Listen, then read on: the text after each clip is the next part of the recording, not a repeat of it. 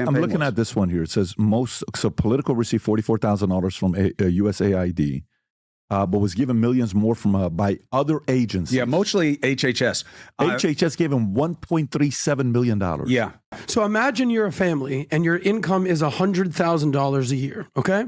And then you look at your line-by-line budget, or your audit, as Pat called it, and hold on, guys, our income is $100,000, but we spent $120,000. But not only do that this year, we did that last year, the year before, and the year before. But it's also not car and driver. It's the New York Times, and there is a conflict. But I don't even know what that means, Cuomo, but let me get... In this one, we're going to have a look at a nice little debate between Patrick Bet-David and his crew over there at Valuetainment with Chris Cuomo over how USAID has been paying out news outlets like Politico, the New York Times, obviously all left-leaning. And of course, Chris Cuomo is going to make an argument for the government giving out money to media sources, which I'm sure he's never been the recipient of. And Patrick Bet-David pushes back on this because the reality is it's corruption. And in my opinion, it could be a campaign violation for unreported campaign contributions. So let's go ahead and have a look at this heated debate between Chris Cuomo and Patrick Bet-David. And so everyone is looking at it, making the natural comment, saying, why on earth is our government, through USAID, sending money to a news outlet? Right. Why are they doing that? This is not like, hey, we're all going to go over to Vietnam for, this commemoration of this, and, we'll help you with travel. A couple of you extra people can be on Air Force One. Those things happen. But this is, why are you giving them the money for this? Then there was a indication, this is my favorite. Apparently, Politico, by a couple hours, was the first breaker of the Russian interference story during the election. Weird. And so it's like, wow. So now the question is, was the government not only sending money, but was the government also sending narratives? 4 o'clock, the story will be Russian interference, and here's what we got. It doesn't look good. It looks very, very gooey is the word I'm coming up with for Politico. You're dovetailing a little bit with what Schellenberger's been talking about with some other coordination that he found between government funding and the CIA and the media, which is very cloudy at this point. The problem with this story when it came out, and I believe it was most likely leaked by the Doge guys because of who broke it, you don't see far-right podcasters breaking a lot of news, right? And they all came out at once with this story, so somebody probably leaked it to them. It was leaked as a USAID story, and it isn't. Most overwhelmingly, the money does not come from USAID. It's only $44,000 from right, USAID. But it is. So they came out heavy on USAID. Why? Because that's the narrative that they wanted to run, right? And that's what was leaked to them. That's the problem with not being an accountable media organization, is that you'll just take what you're fed. But there is two legitimate questions here. There are two legitimate questions. One is, should taxpayer dollars be going to any outlet for any reason? Okay, because of the inherent conflict that Tom is bringing up. And I think that's a legitimate question, and it's a little surprising. I've never heard of this before. There's a second question, though.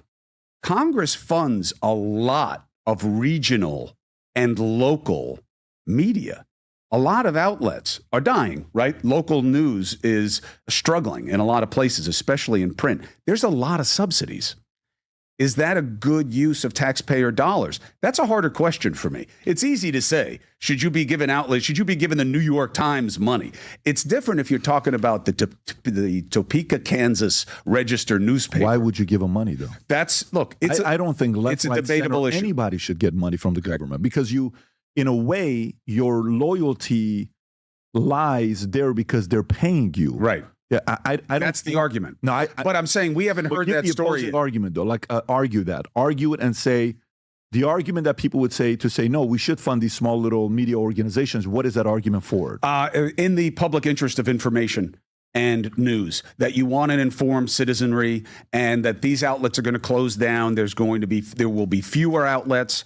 There'll be more driven by agendas, and we want to make sure that there's a robust, free media, even if that means there has to be some supporting of smaller outlets that wouldn't survive in the marketplace. That's the argument. Remember, Voice of America was funded by the government. It's supposed to be out there, right, on a global basis, capitalism, freedom, and all that. Well, all they did is the government has taken that same technique and said, hey, wait a minute, if we do it that way, then we can also do it this way, and we could, whoever's in power, has the power of the pendulum swinging that side of the aisle, and go and spend the money. And I mean, look, you can argue that we are living proof right now that you don't need to do it this way anymore. Again, it's a political question, not a legal question. And I think that the media has evolved in a way where everybody has immediate access to information and they have their own microphone. So maybe the situation has changed and it's time to look at it, because every dollar you save is a deliverable on what the promise of the last campaign I'm looking was. at this one here. It says Politico received $44,000 from USAID, but was given millions more from by other agencies. Yeah, mostly HHS. HHS gave him $1.37 million. Yeah. Why? So I did a little research on this. They have an energy, they have a special product that has like deeper experts and stuff. But here's the problem. Congress buys subscriptions also, Pat. But they do like a subscription that you can go in and everybody uses the same code for the New York Times so that all members of Congress can get access to these different media outlets. I don't have so much of a problem with that. They want to subscribe to valuetainment so that everybody can see what's going on here. That's cool. They should be informed about what's happening at significant places. It's when you allow it on an individual basis, you wind up netting up these costs. And now you have like 937, as we were talking about earlier, your own audit, people getting separate subscriptions. Yeah. That's when it gets expensive. This comes down to basically one thing. It's the government efficiency. Yeah. So imagine you're a family and your income is $100,000 a year, okay? And then you look at your line-by-line budget, or your audit, as Pat called it, and hold on, guys, our income is $100,000, but we spent $120,000. But not only did that this year, we did that last year, the year before, and the year before. But it's also not car and driver. It's the New York Times, and there is a conflict. But I don't even know what that means, Cuomo, but let me get to my Car and Driver magazine, who cares if you subscribe? There's no agenda. Yeah. You subscribe to the New York Times, there's a conflict. Okay, but I'm talking about income and expenses Pretty budget. simple point. good. But It was simple, the right? point is this. Imagine that you're the U.S. government. How much was our U.S. government income this year? $5 trillion. How much was our expenses? $6.8 trillion. There's a deficit of $1.8 trillion. Guys, these aren't small numbers. These aren't millions. These aren't billions. Almost $2 trillion we're in the red. So how long is that sustainable for? Pat, we talked about the U.S. GDP of what it was in 2024. How much was it? $29 trillion. And you know which party cares about that more? Hopefully both, but it's probably the Republican Party. Neither. Neither give a damn. the Tea They Party- never cut spending. The Tea Party, on their I would say agrees with that, but I don't know if they do anything. But the point is, what's our federal debt? $37 trillion. trillion. How long is it sustainable for? So what she said, Caroline Levin said one thing that was actually super important. She goes, we're going to go everything line by line. Hell freaking yeah. Let's go line by line and see if this serves the interests of the American people. I just hope that's what an audit they is. keep doing it. Hopefully they figure this out and they save that money. They do that? I hope they keep doing it. I have a feeling. Why would they stop doing it? Because something else will become more important. And there'll be the Iran nuclear deal. It'll be what's happening in Ukraine, and then people stop covering it. They stop paying attention. You stop hearing about it. Well, I mean, I don't think that'll happen, because isolating responsibilities to certain individuals, Trump may get sidetracked with a different issue, but the Doge, their job is to cut. Like, the numbers came up that X's EBITDA went up. I don't know if you saw the numbers about X's EBITDA went up the last 24 months. Now, wait a minute. How did the EBITDA double in 24 months? Well, he was able to make they're losing money, they're doing this, they're doing that. The story just came out. We'll cover that story here in a minute. But Vinny, you want to say something? Yes. So, I mean, Cut so 70% of his labor force. So. Yeah, 6,500 means you employees didn't need gone. He didn't need any of them. Yeah. So I guess. Yeah, which goes to my point. So what? USAID spends $50 billion a year. Okay. And by the way, I did last night, that's all I was watching. Under the guise of humanitarian aid, they in part topple governments, they install politicians in different countries, and they do regime change. This is besides the political stuff. Okay, they paid, Pat mentioned it, Sean Penn $5 million, taxpayer dollars, to go meet with Zelensky just to give him an Oscar, and that moment to give backing to keep giving this guy hundreds of billions of dollars. That's that. They allegedly paid Ben Stiller $4 million to meet with Zelensky. This is about, again, all of our money. $68 million to the World Economic Forum. Michael Schellenberger was just on Ben Jesse. Stiller says that was not true. He That's what tweeted Ben it. said. Okay, Yes, that's allegedly. it's not true about Stiller or Penn. Penn has an organization that he started called CORE, which is kind of like the Red Cross that does amazing work in Haiti and other distressed areas.